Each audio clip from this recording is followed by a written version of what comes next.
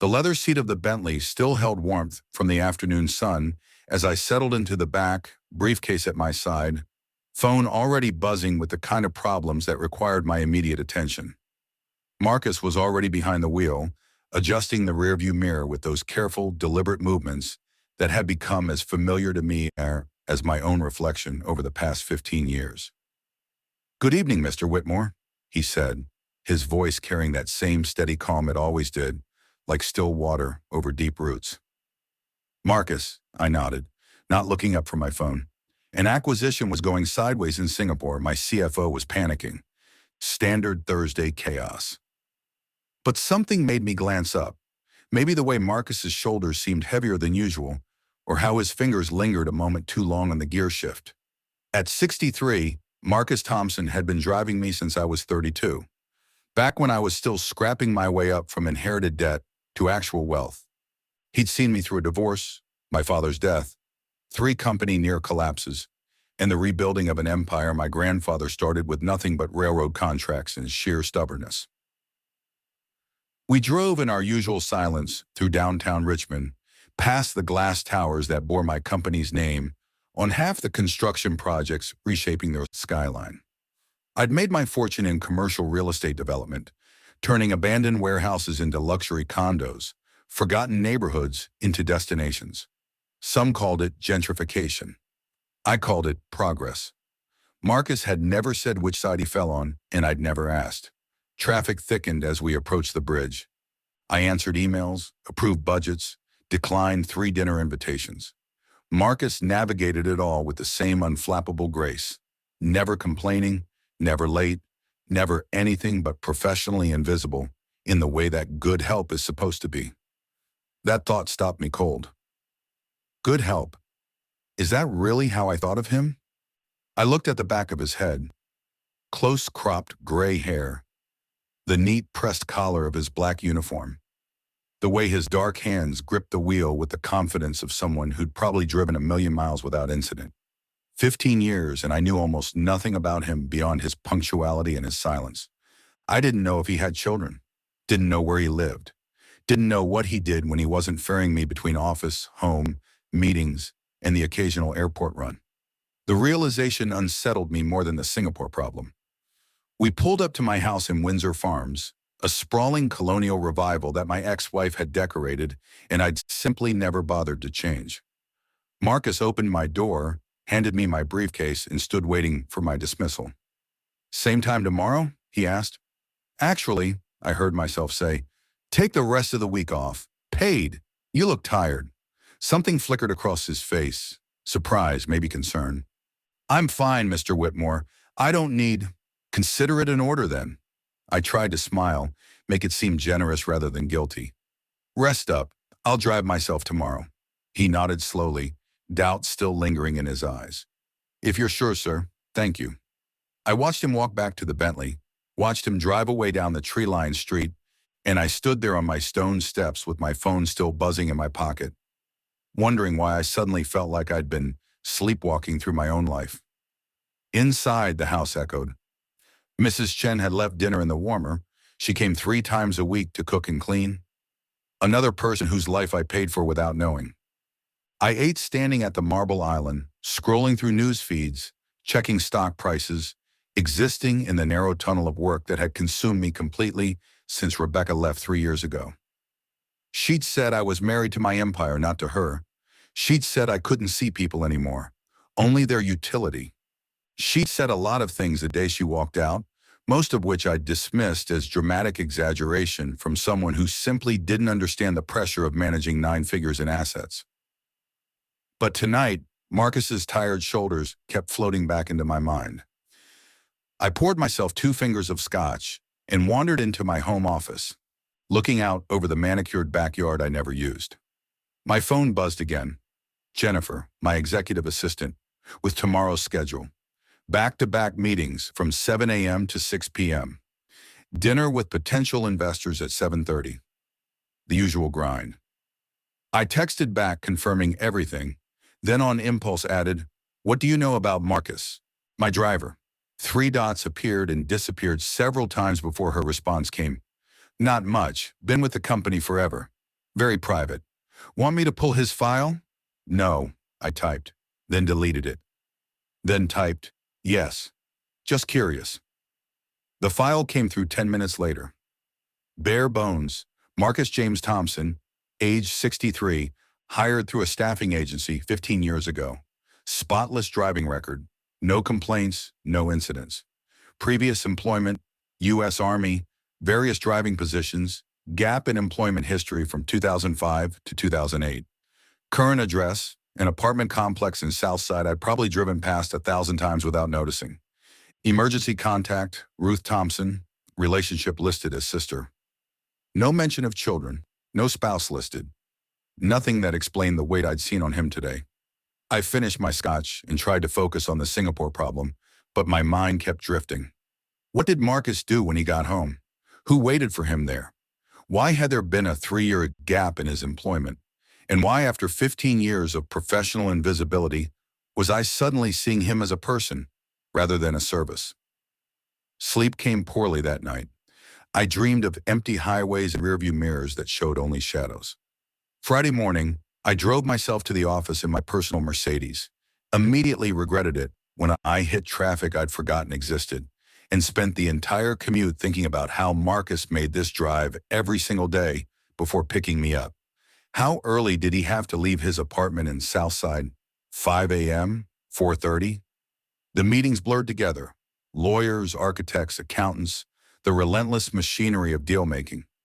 But during the lunch break I usually skipped, I found myself standing at my office window, looking down at the parking garage where Marcus would normally be waiting, reading his newspaper in the Bentley, ready whenever I decided I needed him.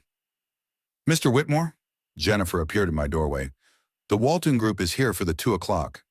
Right. I turned from the window. Jennifer, do we know anything about our employees' personal lives? I mean, really know? She blinked, clearly thrown by the question. We have their files, emergency contacts, insurance beneficiaries. Why? No reason. I grabbed my tablet. Let's not keep the Walton people waiting. But the question gnawed at me through the meeting, through the conference calls, through the dinner with investors, where I smiled and pitched and closed a deal for $6 million in additional funding for the new waterfront project. Everyone congratulated me. I felt hollow. By the time I got home, 9:30, exhausted, slightly drunk from too much wine over dinner, I'd made a decision that I couldn't quite explain, but also couldn't talk myself out of. Monday morning, I was going to follow Marcus. Not in any official capacity, not confrontationally. I just wanted to see, really see, what his life looked like when he wasn't orbiting mine, where he went, what he did, who he was when he wasn't being professionally invisible. The idea should have felt creepy, invasive, wrong. Instead, it felt necessary in a way I couldn't articulate, like I'd been living inside a bubble and was just now realizing how opaque the walls were. Saturday, I went to my country club and played 18 holes with Daniel Prescott, my oldest friend and fellow developer. Between holes, he complained about his teenage daughters, his demanding wife, his lazy employees. I found myself defending the employees, which surprised both of us. Since when do you care about the working class? Daniel laughed, lining up his putt. I just think people are more complicated than we give them credit for. Since when are you philosophical? He sank the putt, looked at me with genuine concern. You feeling okay? Business troubles? No, everything's fine. I took my own shot, missed badly. Just thinking about perspective lately. Perspective is for people who have time for it, Daniel said. We have empires to run. Sunday. I couldn't settle. I tried to work, tried to watch television, tried to read. Nothing stuck. I kept thinking about Monday, about what I might see, about what it said about me that I was planning to spy on my own employee. A better person would just talk to him, ask him about his life, have an actual conversation. But I didn't know how to do that without it feeling forced or patronizing. I was his boss. He was my driver. 15 years had set that dynamic in concrete. Following him was ethically questionable, but at least it was honest. I wanted to see the truth without the performance, without the professional distance we both maintained. Monday morning, I woke at 4:30 a.m., dressed in jeans and a dark jacket I hadn't worn in years, and drove my Mercedes to a parking spot 2 blocks from Marcus's apartment complex in Southside. The neighborhood was working class, older buildings showing their age but maintained with pride, flower boxes in windows, swept stoops, a corner store with bright lights and a hand-painted sign. Marcus's building was a 3-story brick structure with external stairs. According to his file, he lived in 2C. I settled into my car with coffee from a gas station and waited, feeling ridiculous and determined in equal measure. 5:15 a.m., a light came on in what I guessed was his apartment. I watched the window, saw movement behind thin curtains, tried not to feel like a stalker. At 5:45, Marcus emerged from the building in casual clothes, jeans, a gray jacket, a backpack slung over one shoulder. He didn't head toward the parking lot. He walked. I waited until he turned the corner, then followed on foot, keeping distance, feeling increasingly absurd. He walked 6 blocks to a bus stop, waited under the streetlight with 4 other early morning commuters, and boarded the southbound bus when it arrived. I jogged back to my car, followed the bus route, watched him get off in a neighborhood even further south, industrial zone transitioning into scattered houses, some well-kept, others clearly abandoned. Marcus walked 3 more blocks and entered a small house painted pale yellow, neat but weathered, with a ramp leading to the front door. My heart started pounding. Whose house was this? I parked across the street, far enough back to stay unobtrusive, close enough to see. 20 minutes passed, lights came on inside. I saw Marcus's silhouette moving past windows. Then the front door opened and Marcus emerged, pushing a wheelchair. In the wheelchair sat a boy. No, a young man, maybe 20, thin and twisted in the way that spoke of severe cerebral palsy. Marcus was talking to him, smiling, carefully navigating the ramp. The young man's face was tilted up toward Marcus, his expression bright with obvious love despite the physical limitations that bent his body at unnatural angles. They made their way to a specialized van parked in the narrow driveway. Marcus opened the back, deployed a lift, secured the wheelchair with practiced efficiency, then drove away. I sat frozen in my car, coffee cold in my hand, the full weight of my ignorance crushing down on me. I followed the van, keeping distance. They drove to a facility on the east side, New Hope Adult Day Center, the sign read. Marcus unloaded the wheelchair, spoke with staff members who greeted him warmly, spent 15 minutes getting his son, it had to be his son, settled inside. Then he hugged the young man, said something that made him smile, and walked back to the van. He didn't drive home. He drove to a different house in Churchill, older, smaller, with a porch that was sagging slightly. He used a key to enter. 30 minutes later, he emerged with an elderly woman leaning heavily on his arm. She was frail, moving with painful slowness, but she said something that made Marcus laugh. A real laugh, nothing like the quiet reserve I knew. He helped her into the van, drove her to a medical building, went inside with her, emerged an hour later, drove her back home, helped her inside, then finally drove back to his apartment. By then it was nearly 11 a.m. I'd been following him for more than 5 hours. I watched him park his van, climb the stairs to his apartment, and disappear inside. I sat in my Mercedes, hands shaking slightly, and tried to process what I just witnessed. Marcus should have been at my house by now, driving me to the office, being my invisible chauffeur. Instead, he was probably grabbing whatever sleep he could before he had to pick me up this afternoon. Because I told him to take the rest of the week off, which apparently meant he just shifted his schedule to accommodate all the other responsibilities I'd never known existed. How long had this been his routine? How did he manage it? How had I never known? I drove to my office, went through the motions of meetings and calls, accomplished nothing. At 3 p.m., Jennifer knocked on my door. "Marcus is here," she said. "He said you told him to take the week off, but he didn't want to leave you without transportation. Send him in."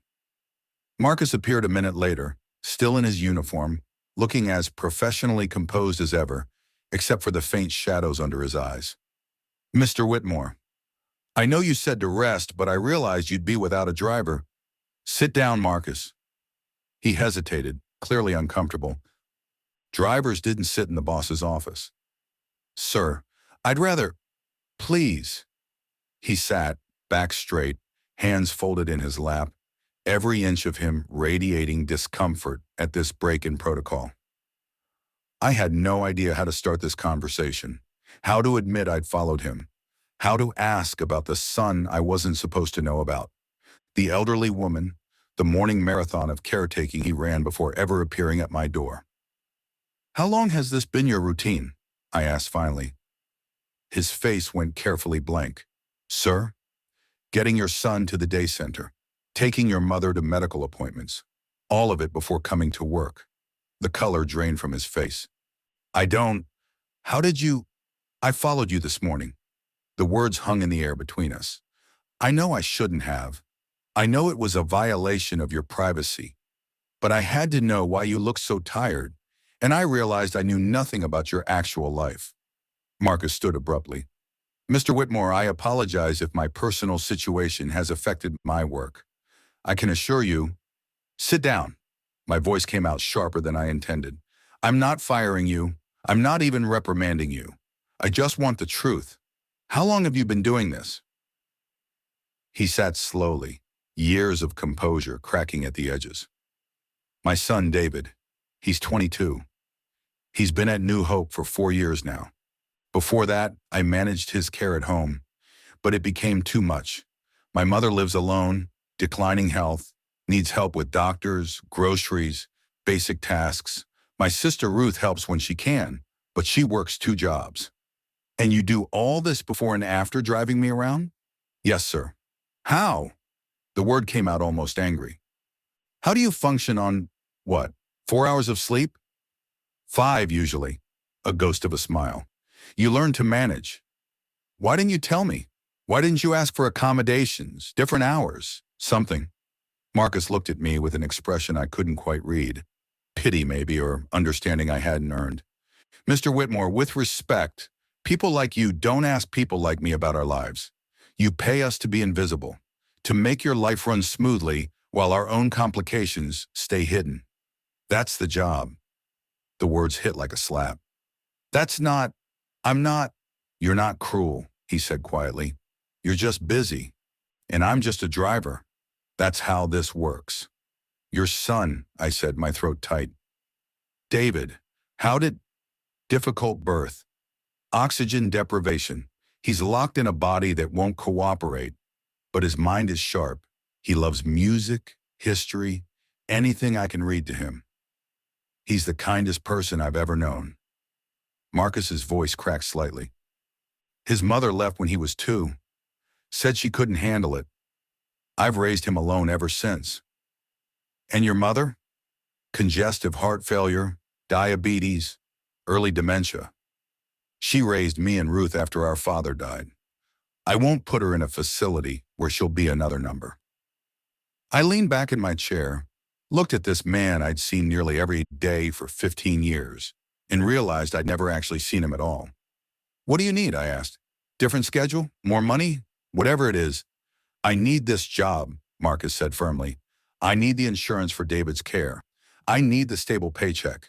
I need you to not feel guilty about any of this and change things in a way that makes you feel better, but actually makes my life harder. That's not what I'm trying, isn't it? He held my gaze. Rich people like to fix things. They like to throw money at problems, or rearrange schedules, or create programs. But sometimes what works is what's already working, even if it looks hard from the outside. You can barely stand up, Marcus. I'm 63 years old, taking care of my disabled son and my dying mother while working full-time. Of course I'm tired, but I'm surviving. We're surviving, and I need you to let us keep doing that. Silence filled the office. Outside, the city churned on, indifferent. The 3-year gap in your employment, I said quietly. 2005 to 2008. His jaw tightened. David had a series of surgeries, complications. I couldn't work. We almost lost everything. The house, insurance, everything. A veterans charity helped us through.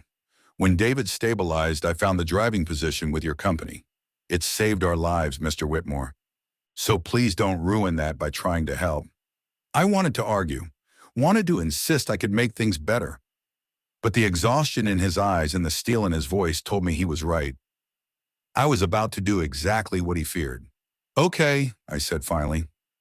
Okay, but I want you to know that if that ever changes, if you need anything, I'll ask, though I probably won't. He stood. Should I wait to drive you home? I can drive myself today. He nodded, turned to leave. Marcus? He paused at the door. David is lucky to have you. Something shifted in his expression. Gratitude, exhaustion, the weight of decades pressing down. I'm the lucky one, sir. He taught me what actually matters. He left. I sat at my desk, staring at spreadsheets that suddenly felt meaningless, and realized I just had the most important conversation of my entire career, and it had nothing to do with business. That night, I couldn't stop thinking about David's smile, about the elderly woman's laugh, about Marcus navigating a life of impossible complexity with quiet grace while I struggled to manage a calendar of meetings. I pulled up the New Hope Day Center website. They were a nonprofit, chronically underfunded, serving adults with severe disabilities. Their donation page was almost apologetic in its ask. I made a donation, a large one, anonymous. Then I sat back, felt hollow again, and realized money was the laziest form of caring. Marcus was right. Rich people like to throw cash at problems and call it solved. But what else could I do? I couldn't unlearn 15 years of blindness, couldn't remake a relationship built on professional distance, couldn't suddenly become the kind of person who actually saw people instead of functions. Except maybe I could try. Tuesday morning, I drove myself to the office again. Tuesday afternoon, I left early and drove to Church Hill, to the small house where Marcus's mother lived. I knocked, waited, heard shuffling inside. The door opened to reveal the same elderly woman I'd seen that morning, but more tired now, more fragile, suspicion clear on her deeply lined face. Mrs. Thompson, I said, my name is Harrison Whitmore. I employ your son, Marcus. I was hoping we could talk. She looked me up and down, taking in my expensive suit, my expensive car parked at her curb, my expensive attempt at connection. Marcus, know you're here? She asked, her voice carrying the worn texture of the South. No, ma'am. Then you'd better come in and explain yourself before I call him. I followed her inside into a living room that was clean but crowded, medical equipment in one corner, photographs covering every surface, the air heavy with medication and age and memories. She lowered herself into a worn armchair with a grimace, gestured me to the couch. Speak. So I did. I told her about following Marcus, about what I'd seen, about the conversation in my office. I told her I'd spent 15 years being blind and was trying to figure out how to see clearly now. I told her I didn't know what I was doing here, but felt like I needed to understand. She listened without interruption, her dark eyes sharp despite her frailty. When I finished, she was quiet for a long moment. You feel guilty, she finally said. Yes. You want to fix things. Yes. You can't. The words were gentle, but absolute. My son has been carrying weight his whole life, she continued. Lost his father at 12, raised his little sister while I worked 2 jobs. Did 2 tours in Iraq, came back different but wouldn't talk about it. Fell in love, had a son, watched that son's birth go wrong, and his wife abandoned them both. Took care of that boy with more love than I've ever seen while working whatever jobs he could find. Lost our family home when David got sick, and the medical bills buried us. Climbed back from nothing to keep his boy safe. She leaned forward, held my gaze. You know what Marcus doesn't need? A rich white man's guilt. You know what he does need? Respect, dignity, the understanding that his life has value beyond what he can do for you. That's what I'm trying. No, her voice cut sharp. You're trying to feel better about yourself. There's a difference. The truth of it burned. So what do? I asked quietly. See him, really see him. Not as a project or a charity case or a lesson in your own privilege. See him as a man who's lived a full life that has nothing to do with you. And then if you still want to help, ask him how. Don't assume, don't impose, ask. She sat back, exhausted from the effort of setting me straight. Can I ask you something? I said. Haven't you asked enough? David. Marcus said he's kind. What's he like? Her face transformed, suspicion melting into pure love. That boy has a light in him that didn't go out even when every piece of his body turned against him. He laughs at Marcus's terrible jokes. He cries during historical documentaries. He paints with a stylus attached to a headband, makes these abstract pieces that somehow capture exactly what he's feeling. Does he sell them?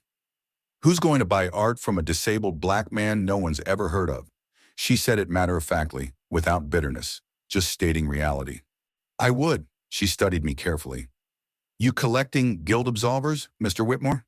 No, I'm just asking if he sells his art. He gives it away, to nurses, therapists, anyone who's kind to him. I nodded, stood. Thank you for your time, Mrs. Thompson, and for your honesty. You going to tell Marcus you came here? Should I? That's between you and your conscience. But I'll tell you this, if you hurt my son with your good intentions, guilt will be the least of what you feel. I believed her. I drove home, made dinner I didn't eat, and stared at my phone. Marcus's number was in my contacts, 15 years, and I'd called it maybe 3 times, always for work emergencies. I typed and deleted a dozen messages. Finally sent, thank you for your honesty yesterday. It mattered. 3 dots appeared immediately. Disappeared. Appeared again. Finally, thank you, Mr. Whitmore. That was all, professional, distanced, the wall still firmly in place. Oh. Wednesday, Marcus drove me to 3 meetings and a site inspection. We didn't talk beyond logistics, but I found myself watching him in the rearview mirror, the way he watched traffic, the efficiency of his movements, the slight wince when he thought I wasn't looking as his back protested the long hours. Thursday, I had lunch with Daniel Prescott again. He was excited about a new development project, luxury condos in Southside, right near the bus stop where I'd watch Marcus wait at dawn. We'll buy up the whole block, Daniel said enthusiastically. Tear down those old apartments, put in something actually valuable. Triple our investment in 5 years. People live in those apartments, I heard myself say. Poor people. We'll relocate them. That's what happens with progress. Where will they go? Since when is that our problem? I looked at my oldest friend. We'd known each other since prep school. Built our fortunes in parallel. Shared every major milestone. And realized we'd become men who saw neighborhoods as numbers on spreadsheets. I'm out, I said. What? The Southside project. I'm out. Harry, it's a gold mine. It's also people's homes. I'm out. Daniel stared at me like I'd grown a second head. What the hell has gotten into you? I didn't have an answer he'd understand. Friday afternoon, Marcus drove me home early. I'd canceled my evening meetings, told Jennifer I needed the weekend actually off for once. Mr. Whitmore? Marcus asked as we pulled up to my house. Yes? My mother called, said you visited her. My stomach dropped. I did. I apologize if that was overstepping. She liked you, he interrupted, surprise in his voice. Said you listened more than you talked, which is rare for men in your position. Said I should give you a chance. A chance at what? He was quiet for a moment, hands still on the wheel, even though we'd stopped. My son's day center is having a fundraiser next month. Gallery show of the art clients create, silent auction, that sort of thing. David has 3 pieces in it. I wasn't going to mention it because it's not your world, and I didn't want you to feel obligated, but I'd like to come, if that's okay with you. He turned in his seat, looked at me directly. Maybe the first time in 15 years we'd made real eye contact. Are you sure? It's not going to be fancy, just families and staff and people who actually care about what we do there. I'm sure. He studied me for another moment, then nodded slowly. Okay, I'll get you the details. Marcus, will David be there? He wouldn't miss it. It's his favorite day of the year. Then I'll be there too. Something passed between us. Not friendship exactly, not yet, but maybe the beginning of actual honesty. The wall was still there, but it had a door now. That weekend, I did something I hadn't done in years. I cleaned out my house. Not hired Mrs. Chen to do it, but actually went through closets and cabinets myself, pulling out expensive clothes I never wore, kitchen equipment I'd never used, furniture Rebecca had picked that I'd never liked. I called Ruth Thompson, Marcus's sister, whose number I'd gotten from his emergency contact information. Told her I had items to donate and would she know any organizations that needed them? She was wary at first, same wariness her mother had shown, but she gave me 3 names: homeless shelter, women's transition house, refugee resettlement program. I spent Saturday delivering everything, talking to the people who ran these places, hearing their stories, seeing their needs. I wrote checks, not anonymously this time, not lazily, with actual attention to what they told me they needed most. Sunday, I drove past New Hope Day Center, didn't stop, just looked at the building and thought about David inside, painting with a headband stylus, creating beauty from a body that had betrayed him. Monday morning, Marcus picked me up as usual. As we drove downtown, I asked, "Can I ask you about Iraq?" His hands tightened on the wheel. "Why?" "Your mother mentioned you served 2 tours. I realized I never thanked you. I didn't do it for thanks." "I know, but still." He was quiet for several blocks, navigating morning traffic with practiced ease. "I was a transport specialist," he finally said. "Drove supply convoys, troop movements, medical evacuations.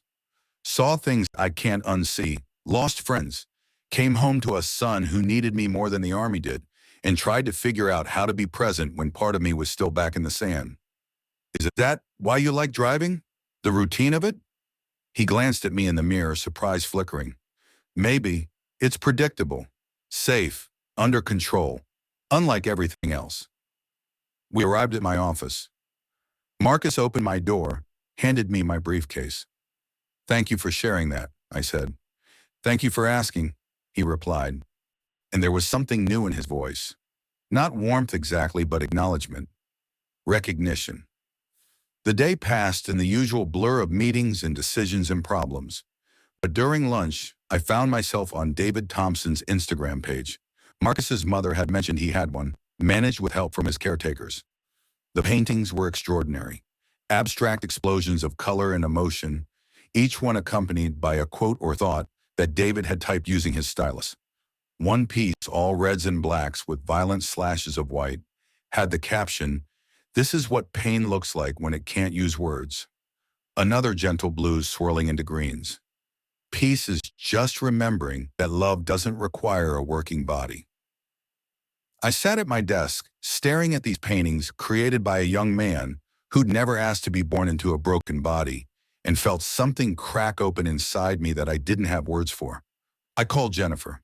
"Clear my schedule for next Friday afternoon. Personal matter." "Mr. Whitmore, you have the zoning board meeting." "Reschedule it. This is important." She was quiet then. "Are you okay? You've been different lately."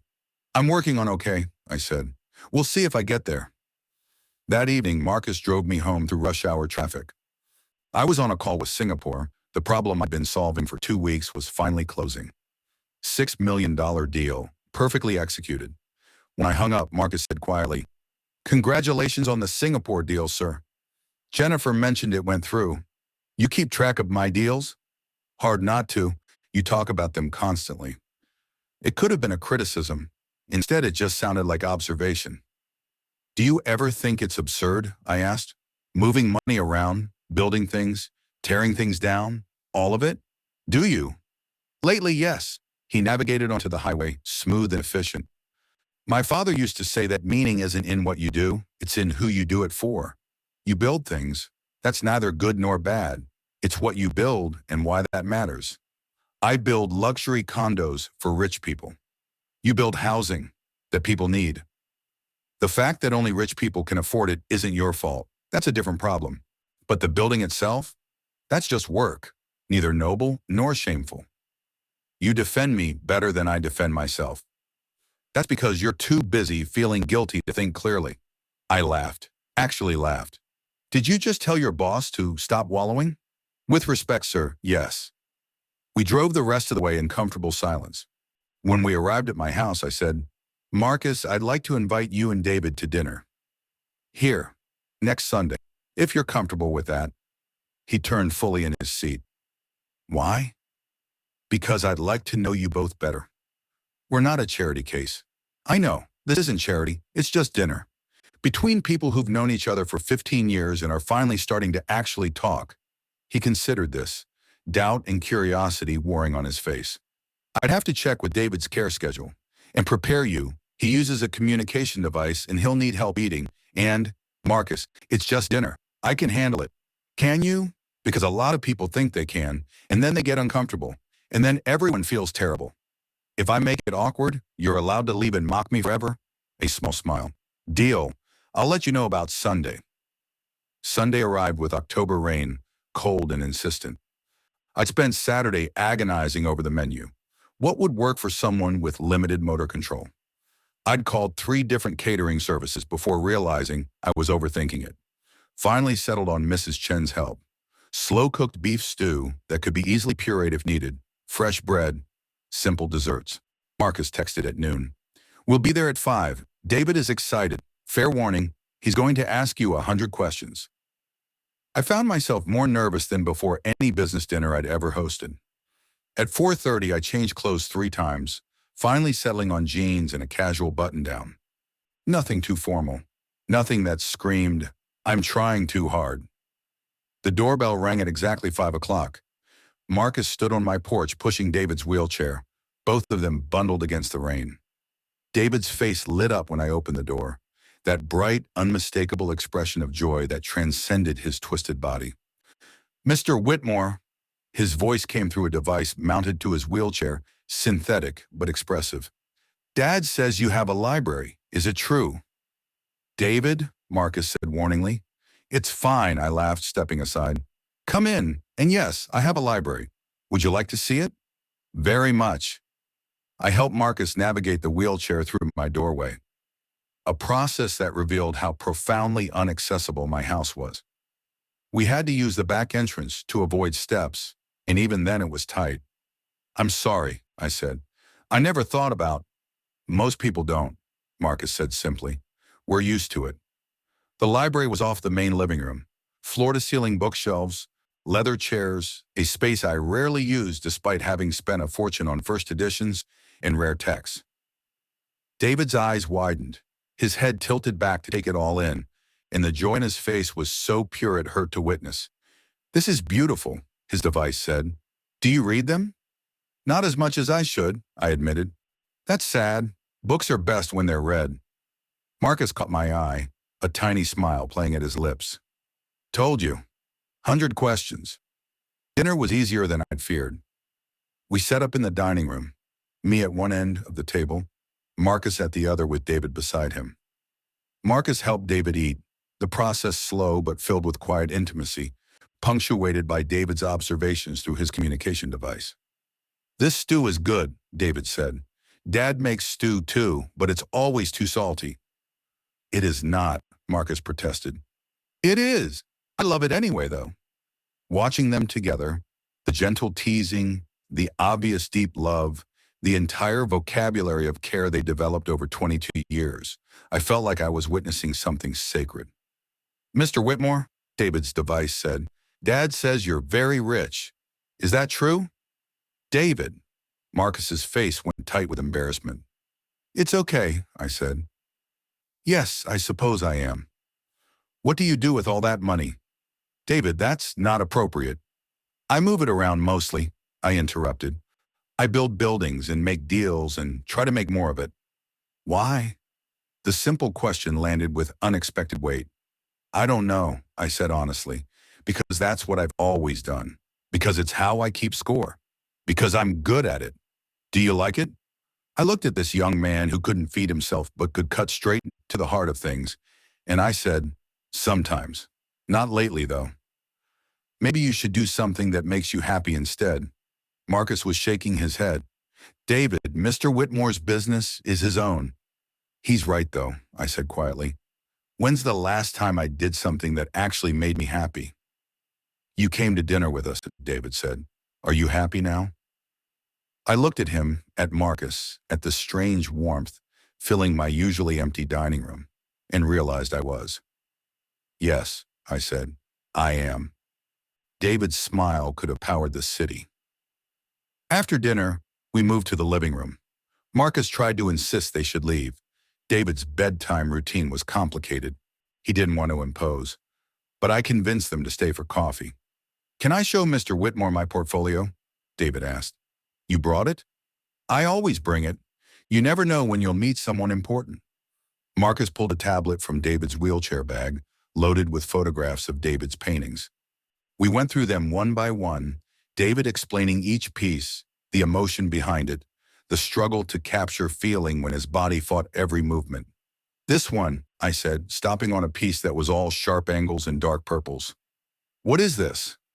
That's frustration, David said. That's being locked in. That's wanting to run and jump and dance and knowing you never will. That's screaming and having no sound come out. It's powerful. Thank you. No one wants to buy it, though. People don't like sad art. I'll buy it. Marcus stiffened. Mr. Whitmore, you don't have to. I'm not being charitable. I genuinely want it. How much? David's eyes went wide. You really want it? Yes. Then it's free. A gift. For having us to dinner. David, no, Marcus said firmly. Your art has value. If Mr. Whitmore wants to buy it, he should pay for it. Dad, it's a gift. It's your art, your work. It matters. Father and son locked eyes, an entire argument happening in the silence. $200, David finally said through his device. That's what the gallery was going to price it at. I'll give you $2,000, I said. Mr. Whitmore? Marcus started. It's worth it. More, actually.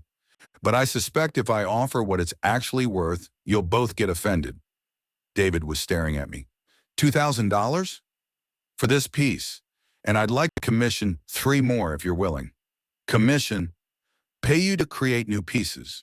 For my office. I'm redecorating and I want art that actually means something. Marcus's hand had gone to his chest, like his heart was trying to escape. You can't just... I'm not throwing money around, I said carefully. I'm buying art I genuinely want from an artist who's genuinely talented. This is business. Honest business. David was crying, happy tears streaming down his face despite his body's inability to wipe them away.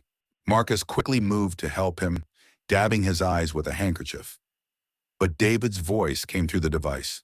I've never sold a painting before. I've never had someone commission me. I'm an artist, a real artist. You've always been a real artist, Marcus said softly. But now someone else thinks so too. The weight of that statement settled over us. I'd meant it as a simple gesture, but I'd accidentally given David something he'd been hungering for. Recognition, validation, proof that his work mattered beyond his immediate circle. I'll draw up a contract, I said. Fair terms, payment in advance for the commission. We can discuss themes, colors, whatever you want. Can I paint what I feel? David asked. That's exactly what I want. Marcus was shaking his head, but he was also smiling. A real smile. Unguarded. You're dangerous, Mr. Whitmore. Why? Because you're making it hard to keep you at arm's length. Maybe that's the point. They left at 8:30, Marcus insisting they couldn't stay later without disrupting David's whole routine. I helped them to the van, watched Marcus secure the wheelchair, watched David wave goodbye with the limited movement he had. As they drove away, my house felt emptier than it ever had before. Monday morning, Jennifer appeared at my office door with a confused expression. There's a lawyer on line 3. Says you're setting up some kind of contract for art purchase. Put him through. I spent an hour with my attorney drafting a proper commission agreement. David would create 3 pieces over the next 6 months, payment of $2,000 per piece up front, with all rights remaining with the artist. My lawyer thought I was insane. Harry, you could get established artists for this price. I want David's work. Who? Just draw up the contract. I had it messengered to Marcus that afternoon with a note. This is business. Let David review it and decide. No pressure. Marcus called me at 6 p.m. after he dropped me at home. Mr. Whitmore? His voice was tight. This contract is too generous. It's fair market value for original art. It's $6,000 for 3 paintings from an unknown artist with cerebral palsy. It's $6,000 for 3 paintings from a talented artist whose work speaks to me. His disability is irrelevant to the quality. Silence on the line. David's been crying all afternoon, Marcus finally said. Happy crying. He called my mother, called Ruth, called everyone at the day center. He keeps saying he's legitimate now. He was always legitimate. To himself, maybe. To us, but to the world. This is the first time the world has said yes. Marcus's voice cracked slightly. Thank you. I don't know why you're doing this, but thank you. I'm doing it because I want his art. Everything else is just a bonus. You're a terrible liar, Mr. Whitmore. I know. Tuesday, I attended the zoning board meeting I'd rescheduled. The Southside Development Project came up. Daniel Prescott's luxury condos. I voted against it. The room went silent. I was the swing vote. Without me, the project died. Harry, what the hell? Daniel cornered me afterward, furious. We've been planning this for months. It's the wrong project. It's a gold mine. It displaces 300 families. We can do better. Since when do you care about families? Since recently, I said. I'm learning. He stormed out. Our friendship, forged over decades of deals, cracked under the weight of that one vote. Wednesday, I drove myself to New Hope Day Center during lunch. Asked to speak with the director, a tired-looking woman named Susan, who eyed me warily when I introduced myself. You're Marcus Thompson's employer, she said. I am. I wanted to discuss the fundraiser next month. We're always happy for donations. I'd like to sponsor it, cover all costs, provide matching funds for every donation, whatever it takes to make it successful. She blinked. That would be significant. Can I ask why? Because David Thompson is my friend, and this place matters to him. David is a treasure, she said softly. But Mr. Whitmore, our annual budget is just over $300,000. If you're talking about major funding, I need to be honest. We could use so much more than a fundraiser. Our van is dying. Our roof leaks. We need a full-time nurse but can only afford part-time. I don't want to seem ungrateful, but if you're serious about helping, tell me what you need. All of it. She studied me for a long moment, then pulled out a folder that looked like it had been assembled and reassembled 100 times. This is our wish list, things we've been trying to get funding for years. I took the folder, scanned the contents. New wheelchair-accessible van, $65,000. Roof repair, $45,000. Full-time nurse salary, $60,000 annually. Updated communication devices, $30,000. Sensory room renovations, $25,000. Art supplies and equipment, $15,000. This is everything? That's just this year's critical needs. There's more, but I'll fund all of it. She actually laughed. Mr. Whitmore, that's $250,000. I'm aware. I'll have my foundation cut the check by end of week. Her laughter died. You're serious? Completely. On one condition, David Thompson doesn't know it came from me. I don't want this to change our relationship. As far as he knows, you found multiple donors. Why? Because he needs to believe the world values this place beyond his connection to me, and because I need to know I'm helping for the right reasons. Susan's eyes filled with tears. Do you have any idea how many people we could help with this? Then help them. Just keep me out of it. I left her my attorney's information and walked out feeling something I hadn't felt in years. Useful. Not powerful. Not successful. Just useful. Thursday evening. Marcus drove me home through early autumn darkness. Mr. Whitmore, he said as we pulled up to my house, can I ask you something personal? Of course. Why are you doing all this? The dinner, the art commission, whatever you're planning for the fundraiser. Why now? I was quiet for a moment, trying to find words for something I barely understood myself. I think I spent my whole life looking through people instead of at them, I said finally. Building wealth, accumulating things, moving through the world like everyone else was just background noise in my story. And then I followed you one morning and saw how much life I'd been missing, how much complexity, how much struggle and beauty happening right in front of me that I never bothered to see. So this is guilt? At first, maybe, but now it's something else.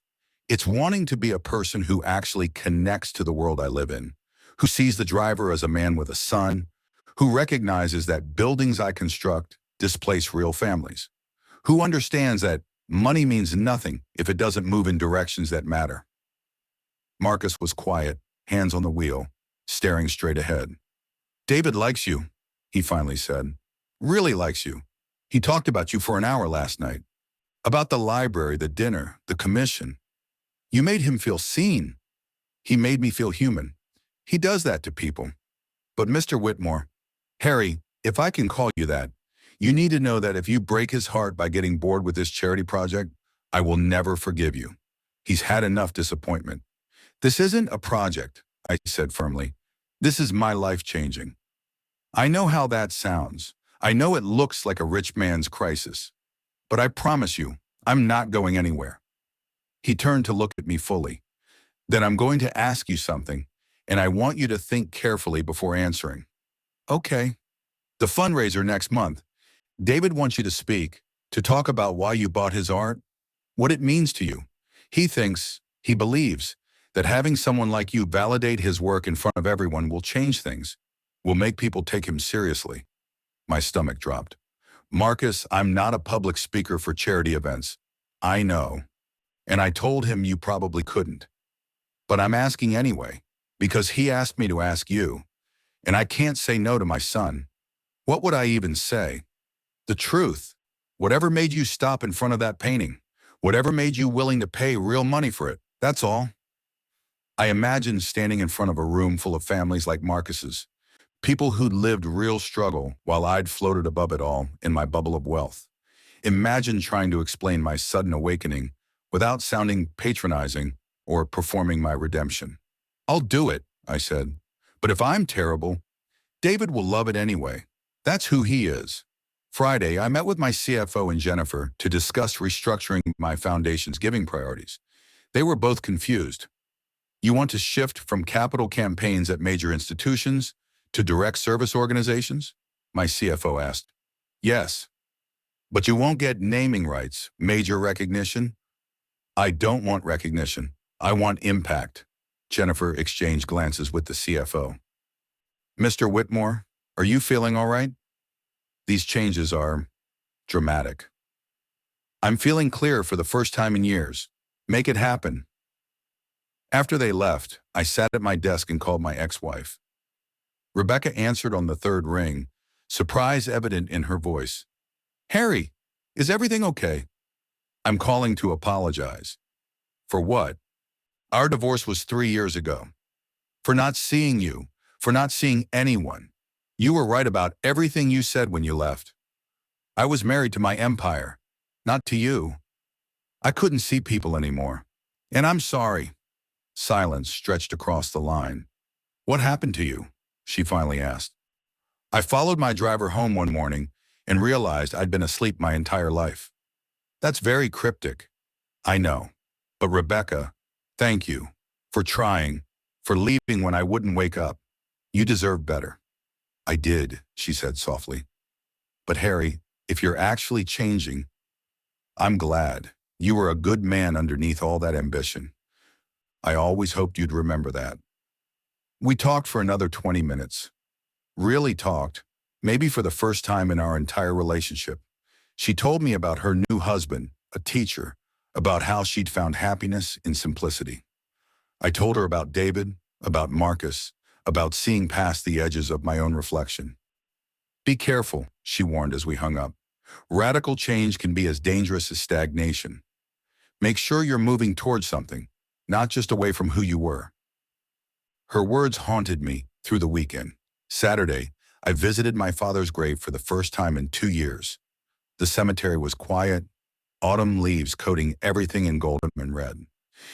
I don't know if I'm doing this right, I told the headstone. You taught me to build empires, to be ruthless, to measure worth in dollars and deals, and I learned those lessons well. But Dad, I'm lonely. I'm rich and successful and completely empty. And I met this man, this driver, who's lived a whole life of meaning while I've been chasing numbers. I don't know how to reconcile that. No answer came. Just whine through the trees and the distant sound of traffic. I wish I'd asked you about your life, I continued. Your real life, beyond the business. Did you have moments of doubt? Did you ever look around and wonder if you'd missed the point? Or did you die satisfied with what you'd built? Still no answer. Maybe there never would be one. Sunday afternoon, Ruth Thompson called me. I'd given her my number when I donated items. Told her to reach out if her organizations needed anything else.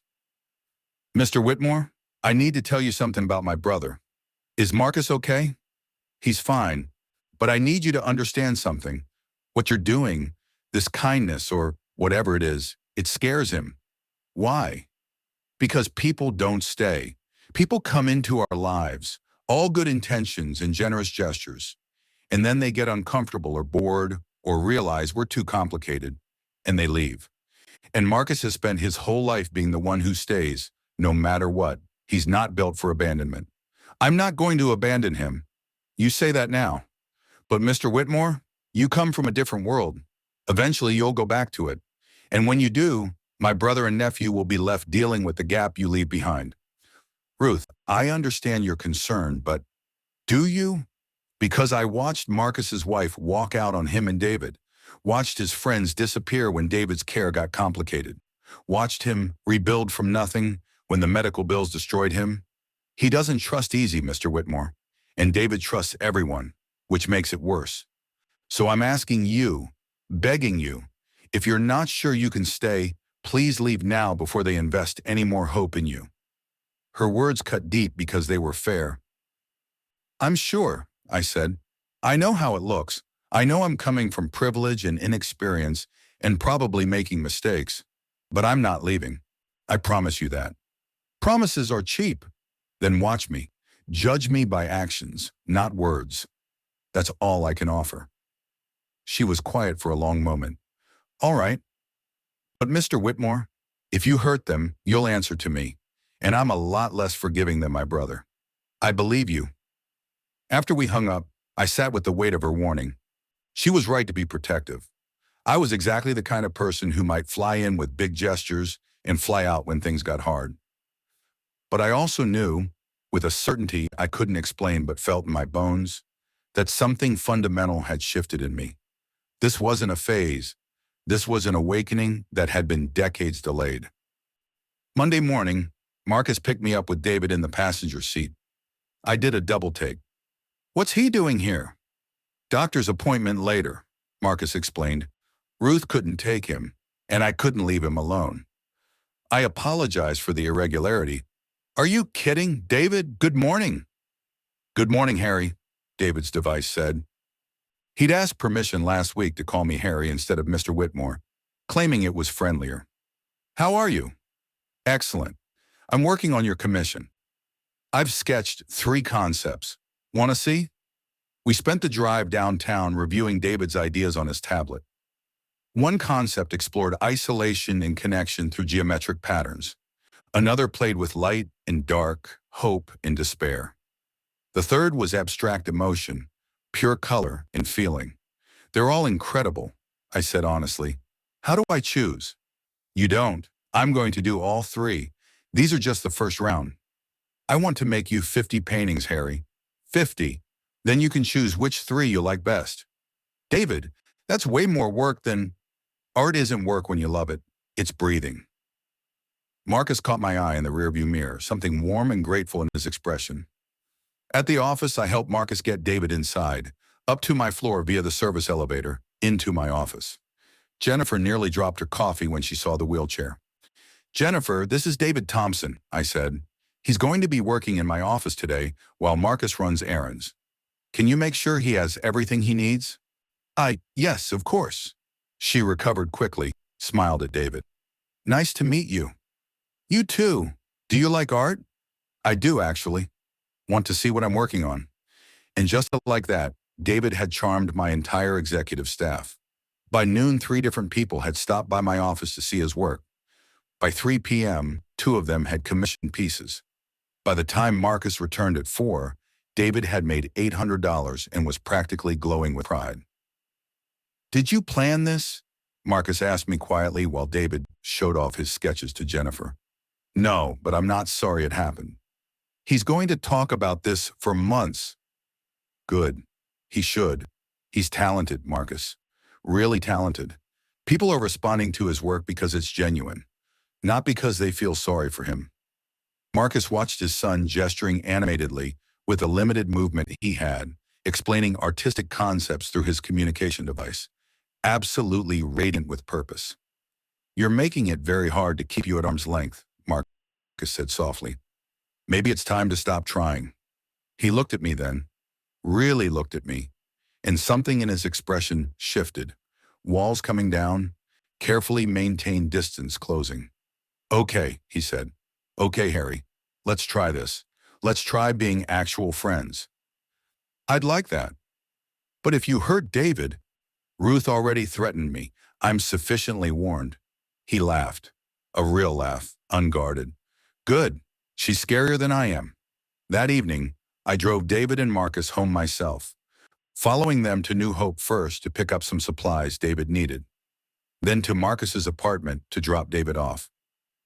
"Do you want to come up?" Marcus asked. "See where we actually live. If you're comfortable with that." "I think I am. Finally." The apartment was small, 1 bedroom, converted living room where David slept. Everything adapted for accessibility. It was clean but crowded, every surface covered with David's art supplies, medical equipment, books, and the accumulated stuff of 2 lives lived in tight quarters. "I know it's not much," Marcus started. "It's perfect," I interrupted. "It's real." David showed me everything. His painting setup, his book collection, his communication devices customization, the view from his window that overlooked a community garden. His pride in his space was palpable. "I'm sorry you have to go," David said as I prepared to leave. "I like when you're here. Everything feels more possible." "What do you mean?" "Dad works so hard taking care of me and Grandma. He never does anything for himself. But when you're around, he laughs more. He's lighter. That makes me happy." I looked at Marcus, saw his embarrassment and his truth written equally across his face. "I like being around both of you," I said. "It makes me lighter, too." Driving home through nighttime traffic, I called my attorney again. "I need to do something complicated," I told him, "and I need you to be very discreet about it." "What kind of complicated?" "The kind that changes lives without anyone knowing who did it." Tuesday, the machinery of wealth started turning in directions it never had before. By Friday, I'd accomplished 3 things. Anonymously established a trust fund for David's long-term care that would pay out monthly for the rest of his life. Purchased the building where Marcus's mother lived and forgave all back rent for current tenants while funding necessary repairs. And hired a private care service to provide respite care for Marcus, someone to help with David 3 days a week, giving Marcus actual time off. All of it structured to seem like nonprofit assistance programs. None of it traceable back to me. My attorney thought I'd lost my mind. "Harry, this is over $500,000 in commitments. I have 30 million liquid. I'll survive. It's just, this isn't how you usually operate." "I'm learning a new way to operate." The fundraiser was 2 weeks away. David talked about it constantly.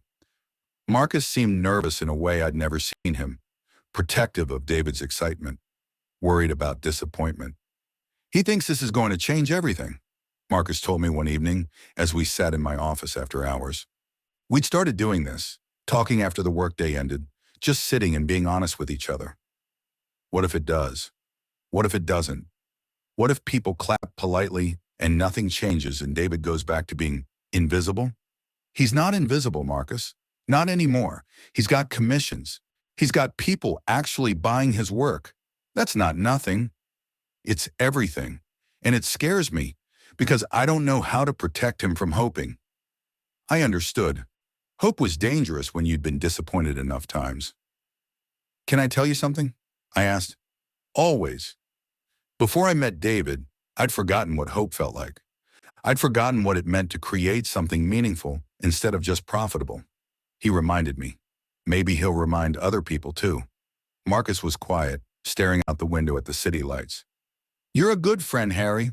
"I'm trying to be." "No," he turned to me. "You are. And I'm sorry I didn't trust that sooner. You had every reason not to trust it." "Maybe, but I'm trusting it now." The day of the fundraiser arrived cold and clear. November had settled in with authority, turning the world sharp and bright. I dressed carefully, nice but not too formal, approachable but respectful. Marcus picked me up at 4. David was in the passenger seat again, dressed in his best clothes, practically vibrating with excitement. "No, tonight's the night," his device announced. "Harry, are you nervous?" "Terrified," I admitted. "Don't be. You're just telling the truth. Truth is easy." If only that were true. New Hope Day Center had been transformed. String lights everywhere, David's paintings displayed prominently, a small stage set up for speakers. People were already arriving. Families, staff, community members.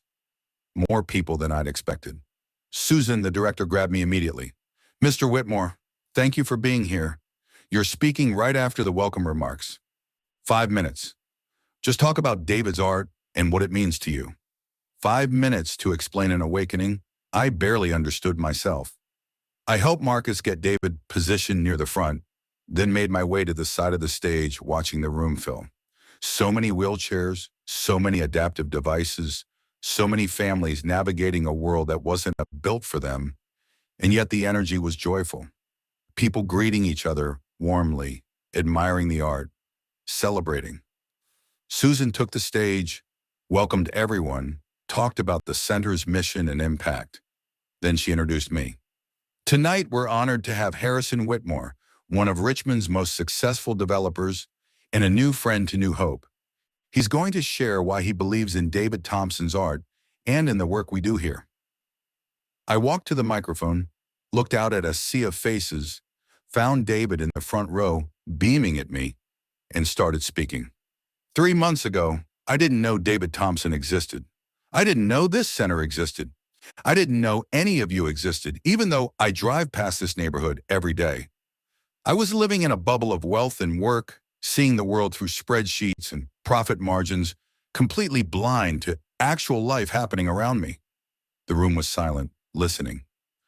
Then I followed my driver, David's father, Marcus, one morning. I watched him take care of his son, take care of his mother, navigate impossible logistics before ever showing up to work for me. I saw complexity and dedication I'd been oblivious to for 15 years, and I realized I'd been sleepwalking. I looked directly at David. David's art woke me up. His painting of frustration, those dark purples and sharp angles, showed me what it looks like when someone refuses to let their circumstances define their voice. When someone creates beauty despite every obstacle. His work isn't inspiring because he's disabled. It's inspiring because it's honest and skilled and brave. Because it's real art from a real artist who happens to have cerebral palsy, not art that's only valuable because of his disability. People were nodding. Some were crying. I bought David's work because it moved me. I commissioned more because I genuinely want it in my office, where I make decisions that affect hundreds of people's lives. I want to be reminded every day that people are not functions or numbers or background noise, that everyone has depth and struggle and beauty I can't see unless I actually look. My voice cracked slightly. I came here tonight not to be celebrated for writing a check, but to tell you that this place matters. David matters. Marcus matters. Every person here navigating challenges I can't begin to understand. You all matter. Not because you need help, but because you're living full, complex, meaningful lives that deserve to be seen and respected. I paused, gathered myself. Someone recently told me that meaning isn't in what you do, it's in who you do it for. I've spent my whole career building things for profit. Tonight I'm asking myself and challenging everyone here to think about building things for people. Real people. Complicated people. People like David who have more to offer the world than the world has ever bothered to notice. I stepped back from the microphone. The room erupted in applause. David was crying. Marcus was crying. Half the room was crying. I made my way back to them, and David grabbed my hand with his limited movement. That was perfect, his device said. Thank you for seeing me. Thank you for teaching me how to see. The rest of the evening blurred. Silent auction, more speakers, people coming up to thank me, to tell me their stories. I listened to all of it, really listened, and felt pieces of myself shifting into new configurations. At 10 p.m., as the event wound down, Marcus found me helping pack up chairs. You don't have to do that, he said. I know I want to. He grabbed a chair, worked alongside me in comfortable silence. That speech, he finally said, that was real. No performance, just truth. I meant every word. I know. That's what's dangerous about you, Harry. You mean it. And that's terrifying and wonderful in equal measure. We finished packing, found David saying goodbye to what seemed like every single person in the building, and finally made our way to the parking lot. Can we talk tomorrow? Marcus asked. About something important? Of course. Everything okay? Everything's good. I have something I need to tell you, when David's not listening. My stomach tightened with concern, but I nodded. The next morning, Sunday, Marcus came to my house alone. We sat in my library, coffee between us, November sunlight streaming through the windows. I need to tell you about the gap in my employment, he said without preamble. The 3 years I wasn't working. You don't owe me that. I do, because we're friends now, and friends know each other's damage. So I listened as Marcus told me about coming home from Iraq different, struggling with PTSD, watching his marriage crumble under the weight of David's needs and his own unprocessed trauma, about the day his wife left, taking their car and half their savings, leaving him alone with a toddler who needed round-the-clock care. I tried to work, tried to hold it together, but I was having panic attacks, nightmares, couldn't focus. Lost 3 jobs in 2 years. The medical bills from David's surgeries buried us. We lost our house, the house I'd grown up in, that my father built himself, ended up in that apartment in Southside with nothing. Marcus, let me finish. I hit bottom, thought about ending it. Seriously thought about it. But then David got sick, pneumonia, nearly died, and I realized if I gave up, he had no one. My mother needed me. Ruth was drowning trying to help, so I dragged myself to the VA, got into therapy, got on medication, joined a veteran support group, did the hard work of putting myself back together. He looked at me directly. The agency that placed me with your company, they specifically work with veterans recovering from trauma. You hired me as part of a corporate partnership program you probably didn't even know existed, some HR initiative your father set up years ago. I had no idea. That's okay. You weren't supposed to, but Harry, I need you to understand. 15 years ago, you saved my life without knowing it. Gave me steady employment, good insurance, predictable structure. Let me rebuild in the background while you lived your life in the foreground. I never resented it. I was grateful for the invisibility. It let me heal. My throat was tight. And now? Now I'm healed enough to be visible, to let someone see me, to risk friendship even though I'm terrified you'll leave like everyone else eventually does. I won't. You might. Life happens, but I'm willing to risk it because David deserves to have you in his life. And honestly, so do I. I didn't trust myself to speak, just reached out, put my hand on his shoulder, and let him know I understood. There's more, he said, about why I'm telling you this now. Okay. Susan at New Hope called me yesterday. Said an anonymous donor has funded a full-time respite care program. Someone will come 3 days a week to help with David, giving me actual time off. And she said she doesn't know who donated, but whoever it was also established a trust fund in David's name, enough to cover his care for the rest of his life. My face must have given something away. It was you, Marcus said flatly. Harry, please tell me it wasn't you. I couldn't lie to him, not now, not after everything. I needed to know you were both taken care of. I needed to know that if something happens to you, David won't suffer, that you'll have help, that the burden you've carried alone for 22 years can finally be shared. Marcus stood, paced to the window, stood there with his back to me. That's too much. I can't accept that. You already did. It's done. The trust is irrevocable. He turned, and his face was a mess of emotion. Gratitude, anger, fear, relief. Why? He demanded. Why would you do that? Because you're my friend. Because David is my friend. Because I have more money than I'll ever need, and you're killing yourself trying to carry everything alone. Because it's the right thing to do, and I spent 50 years not doing the right thing. Harry, let me help, please. Let someone finally help you. He broke then. The strong, dignified man who'd survived war and loss and impossible odds, who'd never shown weakness in 15 years. He broke, and I did the only thing I could do. I stood up and held him while he cried. I'm so tired, he said into my shoulder. I'm so fucking tired. I know. You don't have to be tired alone anymore. We stood there for a long time, November light gilding everything, two men from completely different worlds, figuring out how to bridge the gap between them. When he pulled back, he wiped his eyes, tried to compose himself. I don't know how to do this, he admitted.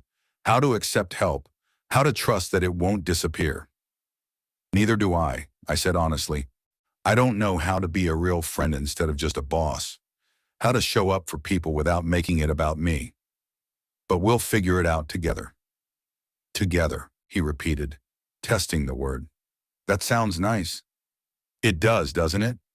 We talked for another hour about David's future, about Marcus's dreams he'd put on hold, about my increasing dissatisfaction with the life I'd built, about what came next for both of us. I want to do more, I told him, not just for you and David, but for others like you, people carrying impossible loads invisible to everyone else. I want to use what I have to actually matter. That's a big shift from luxury condos. Maybe it's a